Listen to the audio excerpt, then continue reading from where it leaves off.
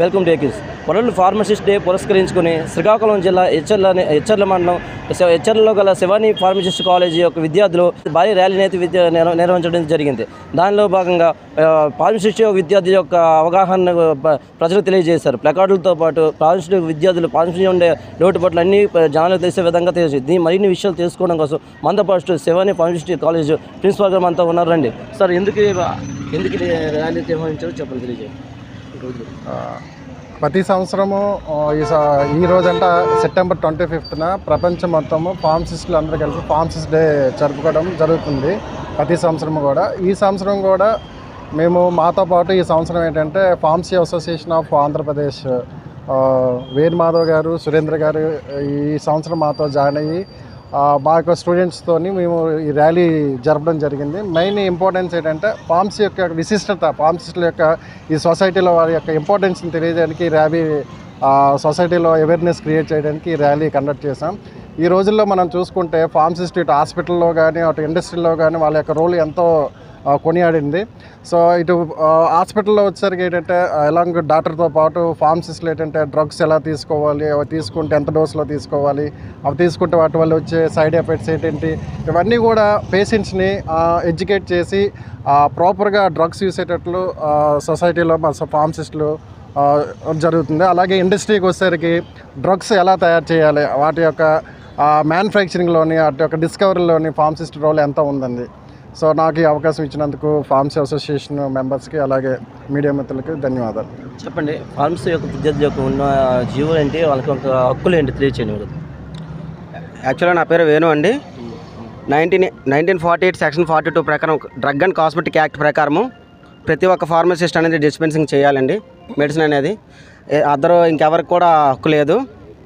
And ఈనాటి రోజుల్లో దృష్టి చూసుకుంటే ఏ మెడికల్ షాప్లో చూసినా కూడా ఎక్కడ చూసినా ఫార్మసిస్టులు లేకుండా 10th ఇంటర్ చేసిన వాళ్ళతో మన ఫార్మసీలు రన్ చేయడం అనేది మన దౌర్భాగ్యము. ఈనాటి ఇలా ఈ ప్రభుత్వం దృష్టికి ఇలా తీసుకెళ్లాలని చెప్పి మీడియా మిత్రులకి నేను కోరుచున్నాను. మీరు చెప్పండి, ఇప్పుడు ఫార్మసిస్టులు అనేది మెడికల్ షాప్లో ఫార్మసిస్టులే ఉండాలి, కానీ ప్రతి ఒక్కరు కూడా ఇప్పుడు అర్హత ఉన్నది ఏదో 4 అక్షరాలు చదువుకోవడం కానీ అర్హత లేకపోయినా మెడికల్ షాప్లో రన్ చేసే పరిస్థితుంది. దాన్ని మీరు ఎటువంటిగా ఫీల్ అవుతున్నారు? అది హేయమనే పద్ధతిగా నేను భావిస్తున్నానండి. యాక్చువల్గా ఏంటంటే ఇప్పుడు ప్రజెంట్ సినారియో ఏంటంటే మొత్తం మీద ఒక 90% ఆఫ్ మెడికల్ షాప్స్ అనేవి అసలు వితౌట్ ఫార్మసిస్ట్ ఉంటున్నారండి. అది ఎప్పటి నుంచో ఉంది. ప్లస్ ఎన్ని గవర్నమెంట్స్ మారినా, ఎన్ని వ్యవస్థలు మారినా, ఎన్ని వ్యవస్థల్లో ఏ డిపార్ట్మెంట్స్లో చేంజెస్ వచ్చినా మా డిపార్ట్మెంట్లో మాత్రం ఈ ఇసుమంతా కూడా మెదపట్లేదు. ఏ గవర్నమెంట్ వచ్చినా ఎవరు వచ్చినా సరే. అది ఇంకొకటి, మెడికల్ షాప్స్లో బయట ఒకవేళ ఫార్మసిస్ట్ని రిక్రూట్ చేసుకున్నప్పుడైనా సరే యాజ్ పర్ లేబర్ యాక్ట్లో ప్రకారం అయినా సరే మినిమం శాలరీ ఒక 21,000 అయినా సరే మినిమం ఇవ్వాలండి. యాక్చువల్గా అది ఎంఫార్మసీ అనుకోండి ఒక 24,000 ఇవ్వాలి మినిమం. అది కూడా లేదు. కనీసం వీళ్ళు ఇంకా మా వైపు నుంచి కూడా కొంతమందికి నేను చెప్తుంది ఏంటంటే విద్యార్థులు ఎవరైనా సరే బయటికి వచ్చిన తర్వాత ఈ యొక్క రిజిస్ట్రేషన్ సర్టిఫికెట్స్ అనేవి ఒకవేళ ఎన్నోసార్లు మాత్రం ఇవ్వకుండా ఉంటేనే బెటర్ అని నేనైతే మనస్ఫూర్తిగా విద్యార్థులందరికీ కూడా కోరుకుంటున్నాను. అది మనకే మంచిది, మన ఫ్యూచర్కి మంచిది, మనందరి భవిష్యత్తుకి మంచిది. ఇప్పుడు కాదు తెలిసేది, ఫ్యూచర్లో చాలా వరకు తెలుస్తుంది. ఆంధ్రప్రదేశ్లో మనం ఇలా స్టార్ట్ చేసామని అంటే మన దేశాన్ని మొత్తాన్ని మార్చేటటువంటి శక్తి ఒక ఫార్మసిస్ట్కే ఉంది. అది నేను కన్ఫామ్గా నేనైతే చెప్తున్నాను. ఎందుకంటే ఫార్మసీ విద్య అనేది అలాంటిదండి. ఫార్మసీ విద్యలో అన్ని సబ్జెక్ట్స్ చదువుకుంటాము. మేము లా చదువుతాము, మేనేజ్మెంట్ చదువుతాము, ఇంగ్లీష్, మ్యాథ్స్ అన్నీ A to Z వచ్చేసరికి అన్నీ చదువుతామండి. B pharmacy diploma B pharmacy and M ఫార్మసీలో డిఫరెంట్ ఫార్మడీ అయితే సూపర్, ఇంకా చాలా బాగుంటుందండి. అసలు అది ఆ కోర్స్ అనేది ఇంట్రడ్యూస్ చేసిన తర్వాత యాక్చువల్గా ఈ గవర్నమెంట్ హాస్పిటల్స్లో కూడా డాక్టర్స్గా తీసుకోవాల్సిన పరిస్థితి ఉండేది. కానీ మన దౌర్భాగ్యం ఏంటంటే వాళ్ళకి ఎటువంటి ఇవి కూడా వాళ్ళకి ఫెసిలిటీస్ ఇక డాక్టర్గా వచ్చేటటువంటి ఫిజిషియన్గా తీసుకోవాల్సిన పరిస్థితులు కూడా కల్పించకపోవడం అనేది కూడా దేశంలో చాలా వరకు కూడా నాకైతే చాలా బాధ అనిపిస్తుంది. నాకనే కాదు, అసోసియేషన్ అనే కాదు, సార్స్ ప్రిన్సిపల్ సార్స్ అనే కాదు, ఎక్కడైనా సరే ఏ కాలేజీలో అయినా సరే ఎక్కడ దేశవ్యాప్తంగా కూడా ఈ కోర్సెస్లో చాలా వరకు కూడా అన్యాయం జరుగుతుందని చెప్పేసి అనుకో. చాలా సంవత్సరాల నుంచి, ఎన్నో ఏళ్ళ నుంచి చూస్తున్నామండి. అసలు ఎంతైనా బాధ అనిపిస్తుంది నాకైతే. ఫార్మసీ చదివి చాలా అసలు ఇంకా చాలా బాధ అనిపిస్తుంది. ఇండస్ట్రీస్లో కూడా చూడండి, యాక్చువల్గా ఇండస్ట్రీస్లో మేము ప్రధానంగా చెప్పుకోవాల్సింది ఇంకోటి, మా యొక్క గొప్పతనం ఏంటంటే కోవిడ్ సర్వీసుల్లో చూసుకున్నట్లయితే ఎక్కడైతే ఇండస్ట్రీస్లో మ్యానుఫ్యాక్చరింగ్ యూనిట్లో కూడా ఒక్క ఫార్మసిస్ట్ కూడా ఆగలేదండి. ప్రతి ఒక్క ఇండస్ట్రీ కూడా నడిచింది, ప్రతి ఒక్క ఫార్మసీ ఇండస్ట్రీ కూడా నడిచింది.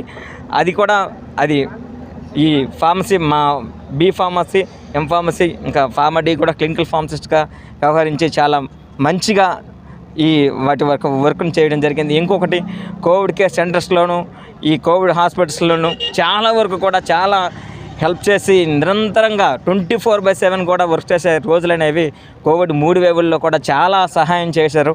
కానీ దౌర్భాగ్యం ఏంటంటే కోవిడ్లో చేసే వాళ్ళకి మాత్రం ఉద్యోగాలు ఇవ్వలేదు. అది ఫార్మసిస్టులకు ఒక్కరికే అన్యాయం జరిగింది, అది మాత్రం చెప్తున్నాం. ఇంకోటి, ఈ సెంట్రల్ గవర్నమెంట్ తరపున కూడా 100 days కోవిడ్ వర్క్లో చేసే వాళ్ళకి తీసుకుంటామని అన్నారు, కానీ అది కూడా లేదు.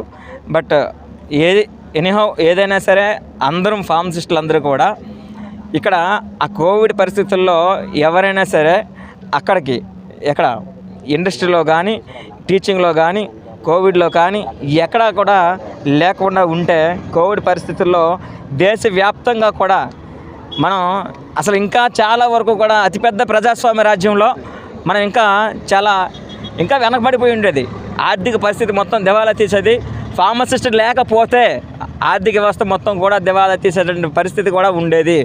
అప్పుడు మన ఫార్మసీ వాళ్ళు ఉండి అంతవరకు కూడా ఈ మెడిసిన్ మ్యానుఫ్యాక్చరింగ్ ఈ FR&Dలోను, QA QC అండ్ ప్రొడక్షన్లో కూడా వారి యొక్క విధుల్లో నిమగ్నమై ఉండి లాస్ట్ ప్యాకేజింగ్ వరకు కూడా వారి యొక్క పూర్తి స్థాయి స్తోమతని దానిపైన పెట్టి కోవిడ్ని కూడా మన చేతుల్లోనే మనమే కాపాడుకున్నామండి. కాబట్టి ఫార్మసిస్ట్గా ఉండడం అనేది నా జన్మ, మన యొక్క అందరి జన్మ కూడా మాకు రుణపడి ఉన్నాం. ఇది మార్పు అనేది శ్రీకాకుళం నుంచి స్టార్ట్ అవుతుంది, ఇక్కడి నుంచే స్టార్ట్ అవుతుంది. నేనైతే మాత్రం చెప్తున్నాను, థ్యాంక్ యూ వెరీ మచ్ అండి. నేను సునీంద్రని, నా పేరు సునీంద్ర, ఇక్కడ శ్రీకాకుళం జిల్లా ఫార్మసీ అసోసియేషన్ ఆఫ్ ఆంధ్రప్రదేశ్ ప్రెసిడెంట్గా చేస్తున్నాను. సరే, గత ప్రభుత్వంలో ఫార్మసిస్ట్గా జాబ్ నోటిఫికేషన్ ఇవ్వండి, ఎన్ని జాబ్లు అయితే ప్లేస్మెంట్లు అయితే భర్తీ చేయడం అయితే జరిగింది? గత 12 సంవత్సరాల నుంచి డ్రగ్ ఇన్స్పెక్టర్ పోస్ట్ అనేది తీయలేదు. ఏ ప్రభుత్వం కూడా, ఇప్పుడు దాదాపు 3 ప్రభుత్వాలు మారాయి, ఏ ప్రభుత్వం కూడా డ్రగ్ ఇన్స్పెక్టర్ పోస్టులు అనేది భర్తీ చేయలేదు. అదేవిధంగా గత వైఎస్ఆర్సీపీ ప్రభుత్వంలో 556 పోస్టులకు మాత్రమే ఫార్మసిస్టులకు అంకితం చేయడం జరిగింది.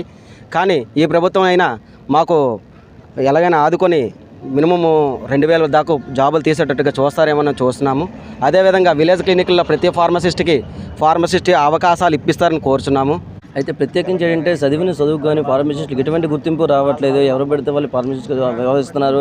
అదేవిధంగా హక్కులను ప్రతి ఒక్కరు కాపాడుకోవాలి, జాబులు అయితే కల్పించాలి ప్రభుత్వాన్ని ముఖ్యంగా ప్రధానంగా కోరుకుంటున్నాను. ఇది ఇక్కడ పరిస్థితి.